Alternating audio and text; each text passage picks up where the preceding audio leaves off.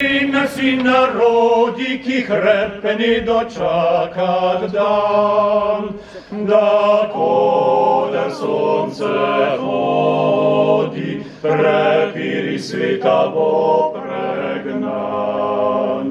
Даро як проздвосак не врагле сосед як. Даро як проздвосак не врагле сосед не врагле сосед як.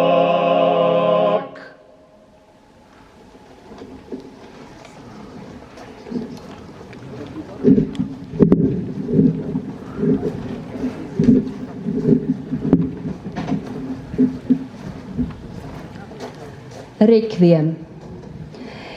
Jaz tokrat praznoval ne bom ne konca vojne in ne zmage. Zaprl se bom v svoj tihi dom in molil za Slovence svoje drage. Za njih bom molil, ki so nekoč bili rdeči, beli, plavi, in vsak v svobodo svojo zroč izginili v gorja poplavi. Naj lux perpetua zdaj sveti vsem, ki v breznih in grobovih spijo. In rekviem eterna njih kostem, kjerkoli trhle še ležijo. Tone Ferenc.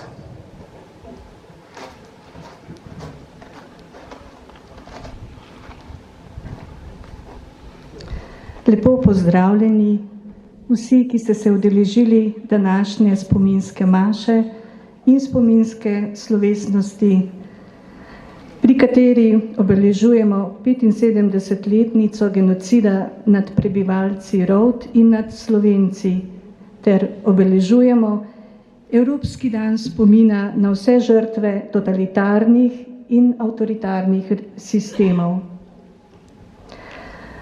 Zbrani smo na nedeljo 23. avgusta, ko prav danes obeležujemo ta dan spomina na vse žrtve vseh totalitarnih in avtoritarnih režimov.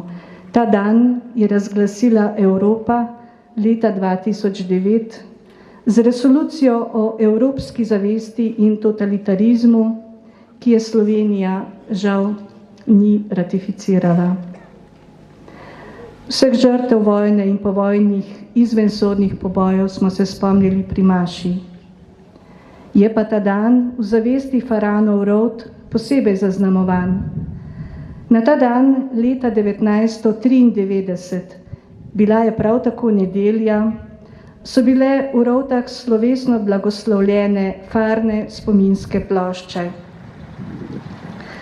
Z njimi smo rovtarske fante in može, ki so bili po koncu vojne zverinsko pomorjeni in odvrženi neznano kje, simbolno vrnili v domači kraj in jim postavili obeležje ter jih tako iztrgali zgodovinski pozabi. Jože Možina v svoji knjigi Slovenski razkol takole zapiše: Ko je nova oblast po vojni dajala na tehtnico vrednost človeških življenj na eno in radikalne politične cilje na drugo stran, se je brezkompromisno odločila za slednje. Po bolševističnem vzoru, ki mu je sledila v vojni, je po vojni, ko je v Evropi nastopil mir, dala pobiti vse polnoletne pripadnike oborožene protirevolucije in številne druge, ki so ji prišli v roke.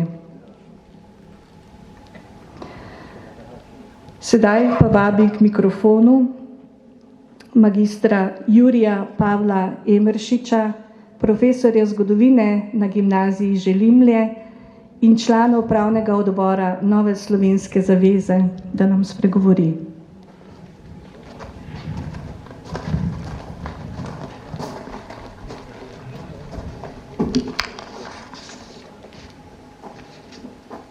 Spoštovane gospe in gospodje, pred 11 leti je Evropski parlament razglasil današnji dan za dan spomina na žrtve totalitarnih in avtoritarnih režimov. 23. avgusta 1939 sta se namreč s prijateljsko pogodbo formalno povezala predstavnika dveh frakcij v socialističnem gibanju, Stalinova internacionalna in Hitlerjeva nacionalna socialistična delavska partija. Korenine njune ideologije pa so precej starejše. Okrepile so se v dobi razsvetljenstva, ki Evrope v resnici ni razsvetlilo, ampak preslepilo. Vplivni francoski in drugi misleci te dobe so nekritično pljuvali po evropskih izročilih, krščanskih vrednotah in mobilizirali zlasti meščanski sloj in ga pognali v upor in na barikade. Revolucionarji so pogosto šli v boj z navidez plemenitimi cilji, v žaru borbe pa so se prelevili v skrunitelje grobov, mučitelje in ubijalce. Znameniti britanski revolucionar Thomas Paine, ki je imel velik vpliv na potek ameriške in kasneje francoske revolucije, je v nekem trenutku z grozo spoznal, da se je francoska revolucija sprevrgla v popolno tiranijo. Ko se je udeleževal zasedanj konventa, si je skušal odgovoriti na ključno vprašanje, kaj se je zgodilo z dobrimi Francozi, v katere je veroval. Kako so se lahko iz poštenjakov sprevrgli v mučitelje, požgalce samostanov in ubijalce prijateljev. Odkot nerazumni revolucionarni bes? Ko so Paina nazadnje zaprli v ječa v luksemburških vrtovih, se je lahko do konca jakobinske strahovlade spraševal o tem. Mislim, da odgovora ni našel.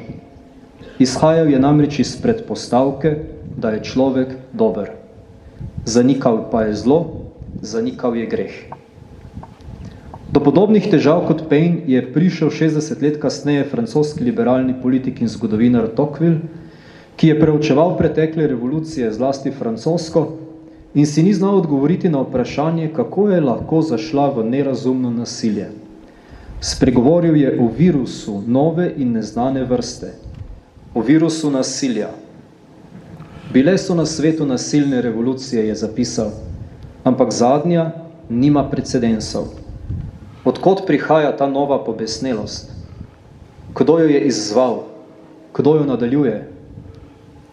Tudi Tocqueville, navkljub velikemu umskemu naprezanju, ki ga je opisal v pismu prijatelju, ni prišel do odgovora.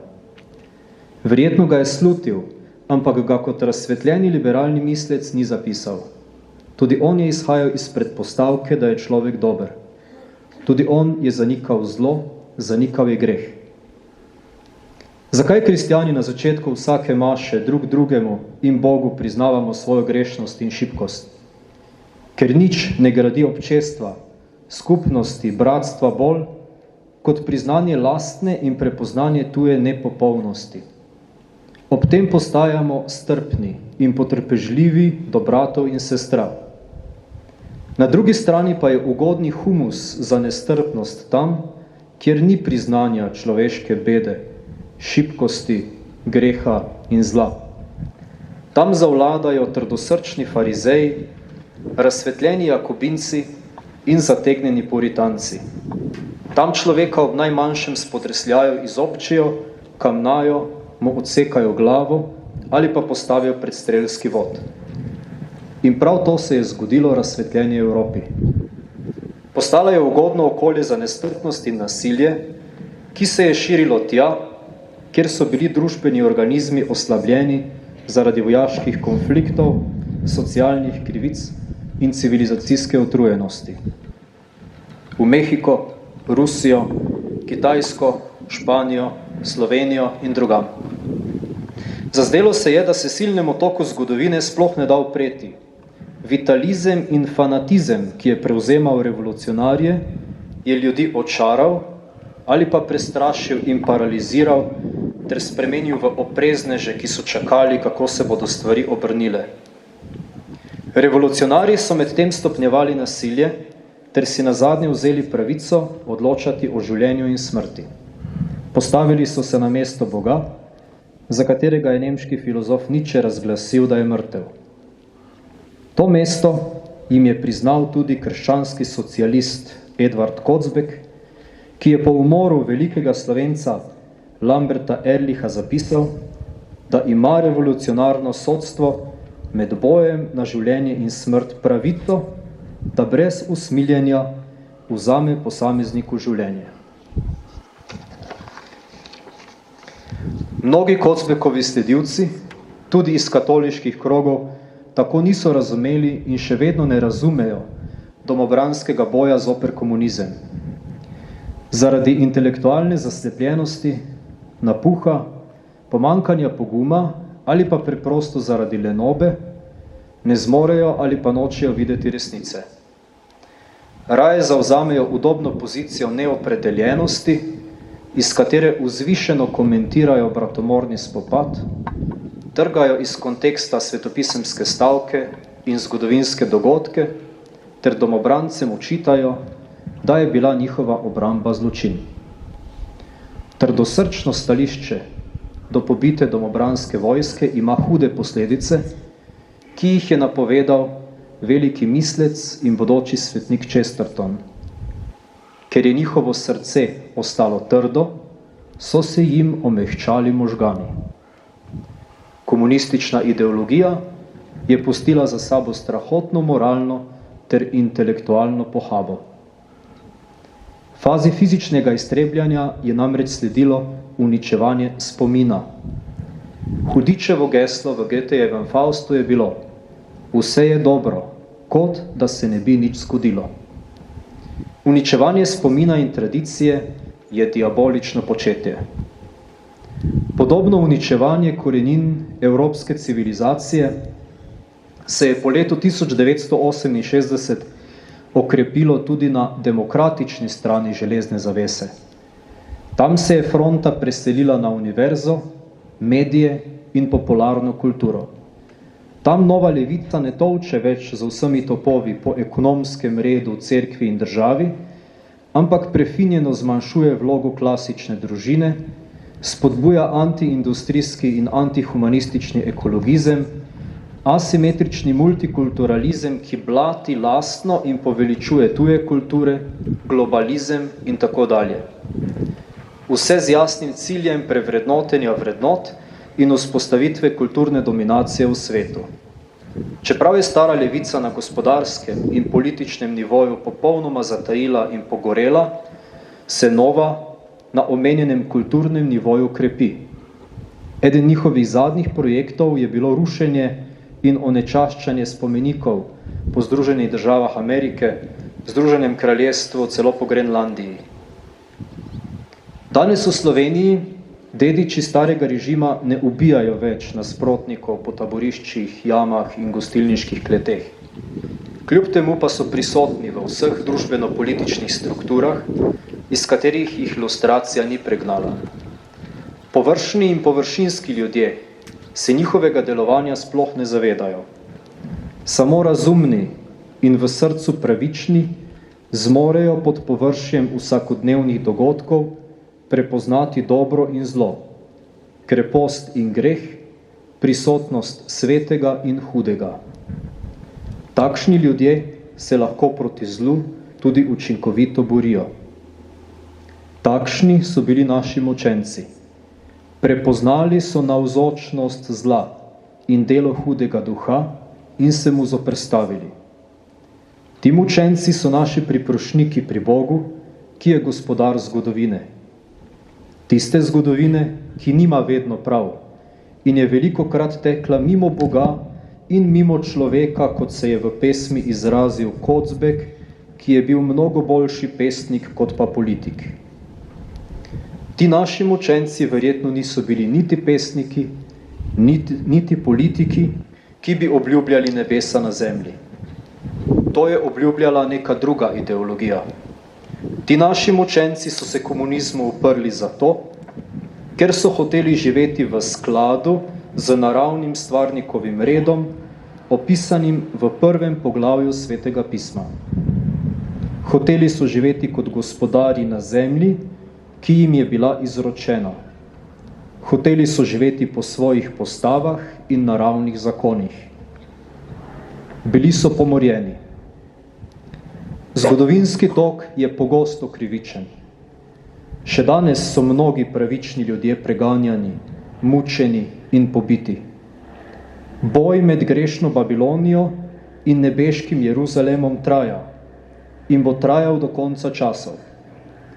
Ampak nazadnje bo tudi zgodovina morala pred Božji stol, kot je napovedal mislec Komar. Takrat bodo vsi stiskani, ki jih je kolesje zgodovine strlo, kot v oljčni stiskalnici, zasijali kot dobro olje. Rovtarski in drugi slovenski mučenci, prosite za nas.